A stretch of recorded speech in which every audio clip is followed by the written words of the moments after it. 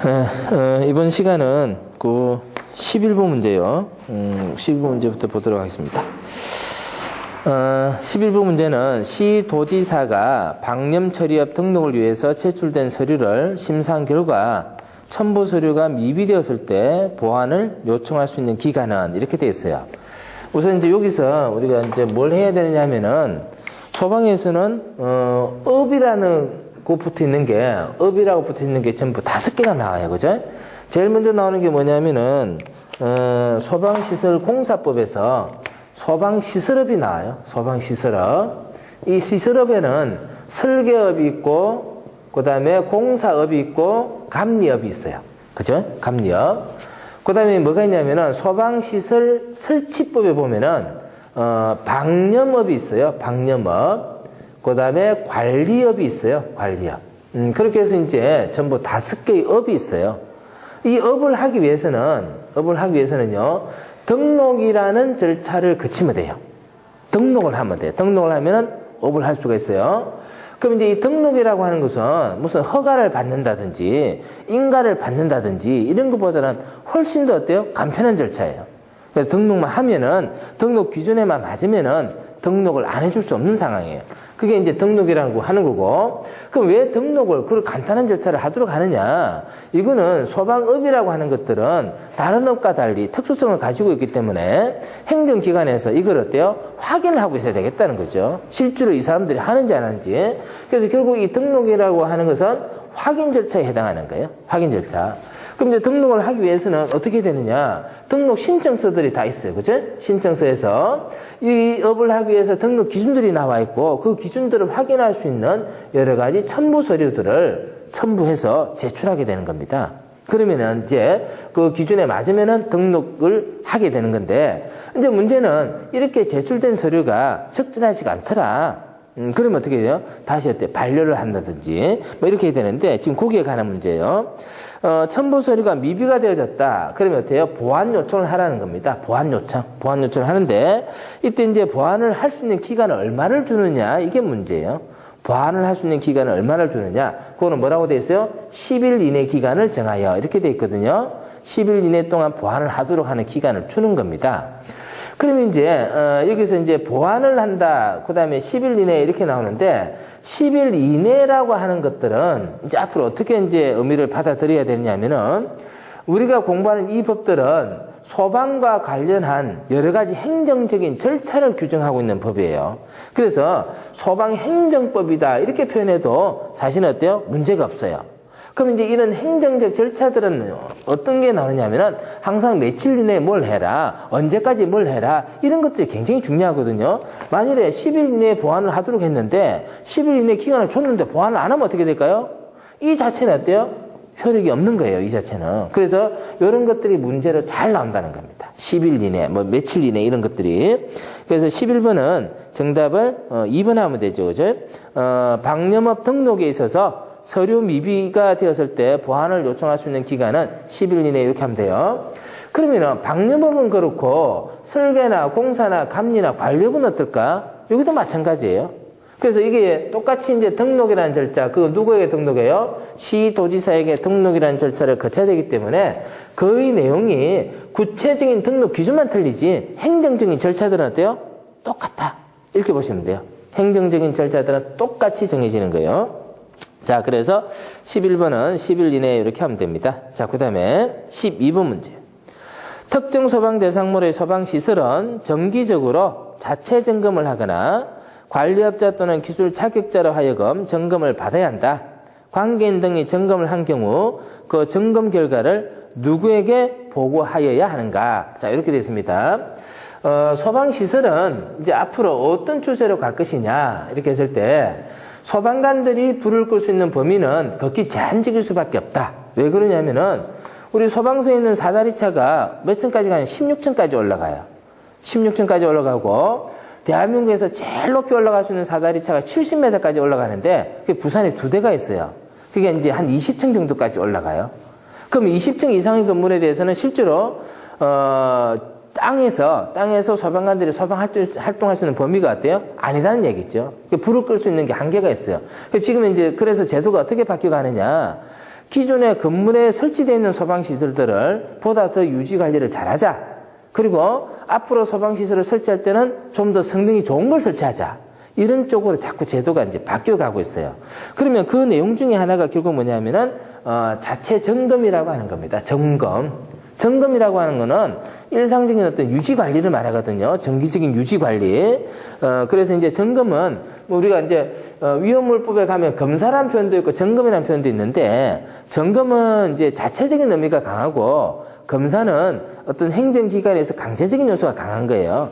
그래서 이제 뭐 이런 것들을 통해서 좀 더 정확하게 확인을 해보자 하는 그런 내용이에요. 그러면은 그 밑에 이제 해설 한번 보세요. 점검 결과 보고서를 제출해야 된다 이렇게 나와 있는데 소방안전관리 대상물에 대하여 작동기능 점검을 실시하게 되면은 30일 이내에 결과 보고서를 소방본부장, 소방서장에게 제출해야 된다. 이렇게 되어 있고요. 또 이제 그 밑에 한번 봅니다. 종합 정밀 점검을 실시한 자도 역시 마찬가지로 그 결과를 결과 보고서를 작성해서 본부장, 서장에게 제출해야 된다. 이렇게 되어 있습니다. 그죠? 그래서 점검을 하게 되면은 그 결과에 대한 보고서를 제출하도록 되어 있는데 점검 결과 보고서를 누구에게 제출하느냐 이런 문제예요. 누구에게. 그래서 그거는 소방본부장하고 소방서장 이렇게 하면 되겠죠. 그죠? 이 문제는 우리가 앞에서도 그런 얘기 했던 것 같아요. 우리 소방 관련 법령에 시도지사라는 표현이 나오고 그 다음에 본부장이나 그 다음에 소방서장이라는 표현이 나와요. 본부장이나 소방서장이라는 표현이 나오는데 요거 두 개가 이제 어떤 차이가 있는가 이런 구분을 했었습니다. 시도지사는 소방행정의 주체예요. 소방행정의 주체. 행정의 주체라고 하는 것은 이 행정이라고 하는 것들은 구체적으로 행정기관이 우리 국민에게 어떤 영향을 주는 거예요. 그래서 가령 세금을 내라, 과태료를 부과한다 이런 것들은 다 뭡니까? 행정작용의 결과예요. 그런데 본부장이나 서장이 세금을 받거나 과태료를 받거나 할 수는 없어요. 왜 그러냐면은 이 사람들은 행정기관장이 아니에요. 행정기관장이 아니고 본부장 같은 경우에는 경남도에 속해 있는 부서장밖에 안 되는 거예요.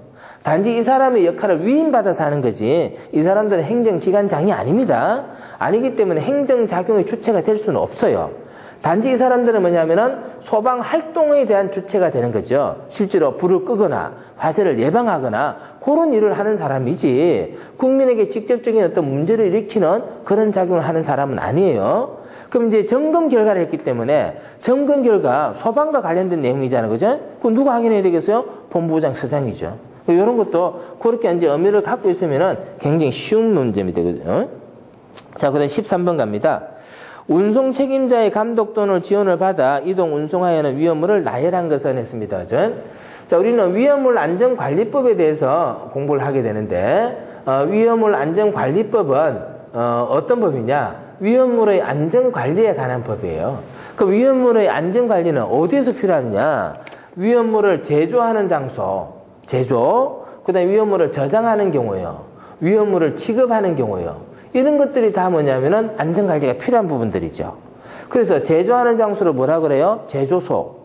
저장하는 장소를 저장소. 취급하는 장소는 뭐라고요? 취급소라고 하면 되는 거예요. 그죠?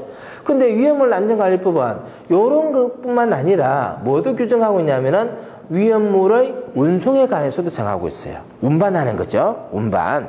운송에 관해서도 정해놓고 있는데 운송을 할 때는 운송을 하기 위한 그 차량을 운전하는 사람이 어때요? 굉장히 중요한 역할을 하거든요. 그래서 운송자라 그래요. 운송자. 운송자인데 문제는 운송자가 아니고 뭐라고 나와 있어요? 운송 책임자라고 나와 있거든요. 운송 책임자. 운송 책임자라고 하는 것은 운송자보다요. 쉽게 표현하면 한 단계 더 높은 사람이에요. 운송 책임자가 뭘 한댔습니까? 감독 또는 지원을 받아야 된다거든요. 그러면 운송자가 운송을 하는데 책임자가 나온다는 얘기는 무슨 얘기일까요? 위험성이 크다. 위험성이 크다. 더 많이 위험하니까 어떻게 해요? 그냥 운송하는 게 아니고 책임자가 나와서 감독을 하거나 필요하면 지원을 한다는 얘기예요. 그러면 거기서 위험성이 큰 물질이 뭘까? 이걸 찾으면 되는 거예요. 위험성이 큰 물질이 뭘까? 자, 운송 책임자의 감독 지원을 받아야 되는 것들은 알킬 알루미늄, 알킬 리튬 요거 두 개입니다. 두 개고 3번에 보면요. 뭐가 있어요? 알킬 알루미늄이나 알킬 리튬의 물질을 함유하는 거예요. 거기에 포함되어 있는 것도 어때요? 책임자의 지원이나 감독을 받아야 된다는 겁니다. 그래서 알킬알루미늄과 알킬리튬인데, 자, 이런 것들은요, 알킬알루미늄과 알킬리튬은요, 제 몇 류에 해당할까요? 3류. 네, 맞아요, 3류. 3류는 뭐예요? 금소성이나 자연발화성이죠? 굉장히 위험성이 큰 거예요, 3류는. 그래서 3류입니다, 3류. 자, 그 다음에 이제 14번 갑니다. 객석 유도등을 설치해야 되는 소방 대상물이 아닌 것은 했습니다. 객석 유도등입니다. 객석 유도등. 유도등하고 나오는데, 그죠? 유도등은 이제 깜깜한 상황에서 이제 뭔가 길을 안내해주는 그런 등이 유도등입니다. 유도등이고, 객석 유도등이라고 해서 공연장 같은 데서 바닥에 설치하는 거예요. 객석을 이렇게 유도하는 거. 우리 이제 극장에 가면 바닥에 어때요? 유도 표시가 박혀져 있죠? 그게 이제 객석 유도등입니다. 그러면 이제 이런 것들은 요게 필요한 장소에 설치가 되어져야 되는데, 그런 것들은 어때? 법률에 규정이 되어져 있어요. 그래서 지금 14번 문제 같은 경우는 단순하게 이제 법률에 설치해야 될 대상을 정해놓고 있는데, 그걸 물어보는 거예요. 객석유도등. 그러면 이제 객석유도등을 설치해야 될 대상은 유흥주점 영업시설, 그죠? 그 다음에 문화 및 집회시설, 종교시설, 운동시설 이렇게 돼 있거든요. 그게 아닌 거 됐거든요. 아닌 거. 일반적으로 이제 생각을 해보세요. 객석유도등이다. 그럼 이제 사람이 한 공간에 많이 모이고, 그 다음에 밀집해 있고, 이런 공간이거든요. 그게 아닌 거 찾으면 되는 거예요. 그게 이제 사무공간의 업무시설이겠죠. 그죠? 그렇게 보면 되겠고. 그 다음에 이제 유도등은요, 색깔은 무슨 색을 썼냐면 녹색을 써요. 녹색을 썼죠. 녹색을 썼는데, 녹색을 쓰는 이유는 뭐라 했어요? 녹색을 쓰는 이유는? 녹색은 깜깜한 상황에서 우리 눈이 제일 잘 볼 수 있는 색깔이에요. 불이 꺼졌을 때 제일 잘 볼 수 있는 색깔이 녹색이고, 일반적으로 제일 잘 볼 수 있는 색깔은 황색이에요, 황색. 그래서 사람은 이제 빛의 파장에 따라서 볼 수 있는 범위가 달라지는데, 얼마나 잘 볼 수 있느냐라는 것을 정할 때, 그걸 뭐라고 하냐, 시감도라 그래요, 시감도. 눈으로 볼 수 있는 그 정도가 뭐냐, 시감도라 그러는데, 이 시감도 앞에 B자를 붙여요. 비시감도 이렇게 하면은 시감도를 비교해 보겠다는 뜻이에요. 그래서 이 비시감도가 1인 색깔이 파장이 어디냐면 황색이에요. 1이라고 하는 것은 뭐예요? 기준이라 그랬죠? 기준. 황색이 제일 잘 보여요. 근데 이제 우리 눈은 주변의 빛에 따라서 다르게 적용해 가는데, 어두운 상황에서 제일 잘 볼 수 있는 파장 범위가 녹색입니다. 녹색. 유도등은 화재가 발생했을 때 피난을 유도하는 것이기 때문에 화재가 발생할 때 정전이 된다고 보고, 그때 이제 제일 잘 보일 수 있는 색깔로 표시를 하는 거죠. 그죠? 그게 이제 녹색입니다. 녹색. 자, 참고로 그렇게 보면 되겠고요. 자, 그 다음에 15번. 전문 소방시설 설계업의 등록 기준에서 기술 인력의 최소 인원수로 옳은 것은 했습니다. 그죠? 여기 그러니까 우리가 소방시설업 했는데, 그게 이제 설계업이죠. 그죠? 설계업인데, 설계업은 두 가지가 있죠. 전문이 있고, 그 다음에 일반이 있죠. 전문 설계업이 있고, 일반 설계업이 있어요. 전문과 일반이 있는데, 이렇게 이제 두 가지로 나뉘어요. 두 가지로 나누고, 두 가지로 나누는 것은 영업 범위가 틀리죠. 그죠? 영업 범위가 틀려요. 틀리고. 그 다음에 영업 범위가 틀린 만큼, 기술 인력도 어때요? 다르게 정해집니다. 그래서 지금 문제는 뭐냐면은, 전문 설계업을 하기 위해서는 기술 인력이 어떻게 돼야 되느냐? 자, 전문 설계업을 하기 위해서는 주된 기술 인력이 기술사가 한 사람이 있어야 돼요. 소방 기술사 한 사람이 있어야 되고, 그 다음에 이제 보조 인력은, 보조 기술 인력이 한 사람이 있으면 됩니다. 그래서 두 사람이 확보가 되면은 전문 소방시설 설계업을 할 수가 있어요. 소방기술사 한 사람, 그 다음에 보조인력 한 사람. 자, 이때 영업 범위는 모든 특정 소방대상물에 설치되는 소방시설을 다 설계할 수 있어요. 모든 소방대상물의 소방시설은 다 설계할 수 있습니다. 반면에 일반은 어떻게 되어 있냐? 일반은 기계 분야와 전기 분야를 어때 구분하고 있죠? 기계와 전기 분야로 구분하고 있습니다. 일반을 하기 위해서는 주된 기술 인력이 기술사가 있어도 되고요. 그 다음에 설비기사 한 사람이 있으면 됩니다. 기술사가 있어도 되고, 기술사가 있는데 굳이 일반을 안 하겠죠. 전문하겠죠. 그죠? 자, 그렇지만 이제 상위 등급은 하위 등급에 문제가 없으니까, 보조 인력 한 사람 이상입니다. 자, 영업 범위가 어떻게 돼요? 아파트에 설치되는 기계 분야 소방시설, 연면적 3만 이상, 3만입니다. 3만여. 그 다음에 이제 위험물 제주소 등에 설치되는 기계 분야 소방시설의 설계. 이렇게 나와 있어요. 그래서 그게 이제 기계 분야 일반이고, 전기는 그 범위 내에서 전기 분야의 설계를 할 수가 있습니다. 자, 그렇게 읽어보시고요. 뒤에 이제 그 보충 자료가 있으니까, 여러분들이 참고로, 그건 보면 될 것 같아요. 자, 그 다음에 이제 16번 갑니다. 소방용품의 형식 승인을 취소하여야만 하는 경우로서 가장 옳은 것은 했습니다. 자, 여기 보면 이제 소방용품이라는 게 나와요. 소방용품. 그리고 형식 승인이라는 말이 나오고, 그걸 취소한다는 말이 나와요. 그래서 세 가지 용어를 알아야 돼요. 소방용품, 그 다음에 형식 승인, 그 다음에 요놈을 취소한다. 소방용품의 형식 승인 취소. 여기 나오는데, 소방용품이라고 하는 거는 소방시설을 구성하는 기계나 부품 같은 걸 말해요. 기계나 부품. 그래서 소화설비를 구성하는 소방용품에는 뭐가 있느냐? 관창이 있어요. 예를 들면 노즐이잖아요. 그죠? 노즐. 그거는 뭡니까? 불을 끄는 소화시설을 구성하는 소방용품이에요. 그래서 이제 그걸 소방용품이라고 그래요. 그러면 예를 들어서 이제 관창을 예를 들었는데 이 관창이 잘못 만들어졌어요. 그럼 관창을 쓴다는 얘기는 일정한 압이나 방수량이 나와야 되는데 그게 안 나오면 어떻게 돼요? 기준이 안 맞으니까 쓸 수가 없는 거예요. 그래서 그거를 맞나 안 맞나 확인해서 맞으면 사용하게끔 해주는 게 바로 뭐예요? 형식 승인입니다. 그러면 소방용품은 형식 승인을 받아야지만 사용할 수 있어요. 안 받으면 어떻게 돼요? 불합격 품은 안 되는 겁니다. 왜요? 불 끄다가 어떻게 될지 모르니까. 그러면 이 형식 승인이라고 하는 것은 소방용품을 사용하는 데 있어서 필요한 최소한의 기준은 어때요? 맞춰놓은 거예요. 그죠? 최소한의 성능을 확보할 수 있게끔. 그게 바로 형식 승인이에요. 그거를 취소한다는 얘기는 어때요? 없던 걸로 하겠다. 절차를 무효화한다는 겁니다. 형식 승인 받았던 것을 어때요? 없던 일로 하겠다는 거죠. 그러면 이 취소 처분이라고 하는 것은 굉장히 뭔가 잘못된 일을 했다. 그죠? 법을 위법한 행위를 했다는 얘기입니다. 그래서 취소를 할 수 있느냐 없느냐 하는 판단인데, 자, 그 밑에 이제 해설을 먼저 한번 봅니다. 해설을. 형식 승인의 취소 등 해서 소방시설법 38조에 규정이 되어 있는 사항인데, 방재청장은 형식 승인을 받았거나 또는 제품검사를 받았거나, 제품검사는요, 형식 승인을 받으면 요렇게 할 겁니다라고 제품을 만들어내죠. 만들어내진 제품에 대해서 또 검사를 해요. 그게 뭐예요? 제품검사예요. 그래서 형식 승인을 받았거나 제품검사를 받았는데도 법률에서 정하고 있는 위반사항이 있다고 하면은 어떻게 하느냐? 형식 승인을 취소하거나 또는요 6개월 이내의 기간을 정해가지고 뭐를 할 수 있겠습니까? 형식 승인 제품 검사의 중지를 명할 수 있다 그랬습니다. 그거 안 된다 할 수 있는데, 그런데 다만이라고 나와요. 다만이라고 나오는 표현들은 굉장히 중요하게 읽으라 그랬습니다. 지금까지 했던 얘기를 뒤집어 버린다 했어요. 반전시킨다 그랬어요. 다만 뭐라고 나와요? 1호, 3호, 7호 1호, 3호, 7호 여기에 대해서는 형식 승인을 뭐 해야 된다? 취소하여야 한다. 형식 승인을 취소하여야 한다. 이렇게 나와요. 형식 승인을 취소해야 된다. 그럼 1호가 뭐예요? 거짓이나 부정한 방법으로 형식 승인을 받았어요. 3호가 뭐예요? 거짓이나 부정한 방법으로 제품 검사를 받았어요. 7호가 뭡니까? 변경 승인을 받지 아니하거나 거짓이나 부정한 방법으로 변경 승인을 받았어요.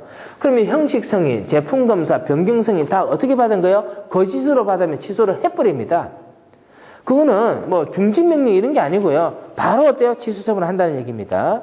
그래서 지금 문제가 뭐냐면은 소방용품의 형식 승인을 취소하여야만 하는 경우로서 가장 옳은 것은 취소하여야만. 자, 우리 거기 해설에서 보니까 아까 뭐라고요? 취소하거나 중지를 명할 수 있다.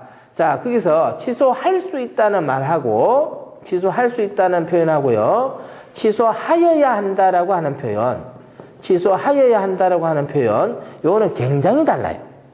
하여야 한다와 할 수 있다는 것은, 해도 되고, 안 해도 되고요. 하여야 한다는 것은 안 하면 안 되는 거예요. 반드시 해야 되는 거예요. 반드시.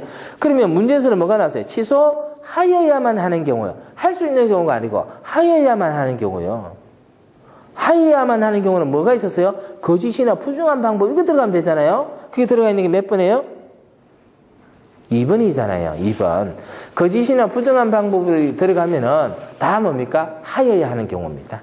지수해야 하는 겁니다. 그래서 할 수 있다와 하여야 한다. 굉장히 중요한 의미를 갖고 있습니다. 법률에서는요. 그래서 그렇게 구분하면 돼요. 자, 17번. 소방공무원이 화재를 진압하거나 인명구조 활동을 위하여 설치, 사용하는 소방시설을 무엇이라고 하는가? 자, 소방시설은 전부 5가지가 있어요. 소방시설은 제일 먼저 소화하기 위해서 필요한 것들을 뭐라고 하냐면은 소화설비라 그래요. 소화설비.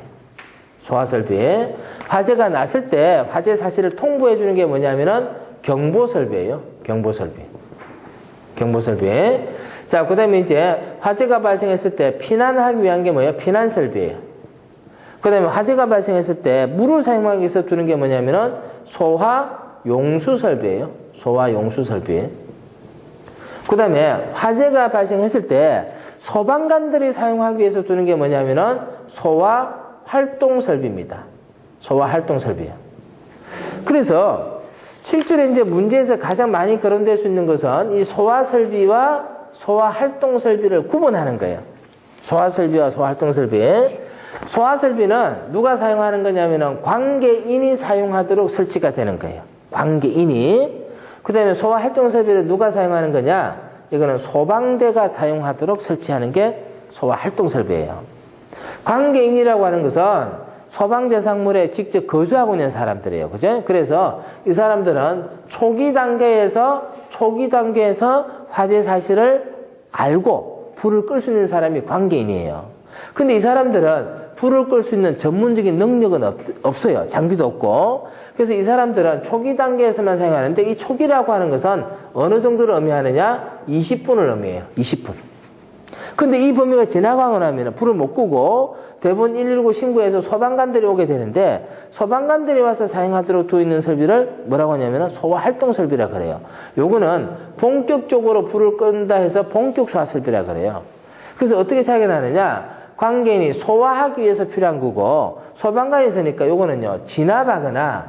화재를 진압하거나 구급 활동을 위해서 필요한 게 소화활동 설비라 그래요. 그렇게 차이가 나요. 그럼 우리 문제에서는 뭐라고 나왔어요? 소방 공무원이 화재를 진압하거나 구조 활동을 위해서 설치하는 게 뭡니까? 이렇게 했거든요. 그럼 소화활동 설비죠. 전혀 어려운 문제가 아니에요. 아주 기본적인 개념입니다. 이건요. 자, 그래서 답은 3번 하면 되겠고요. 자, 18번.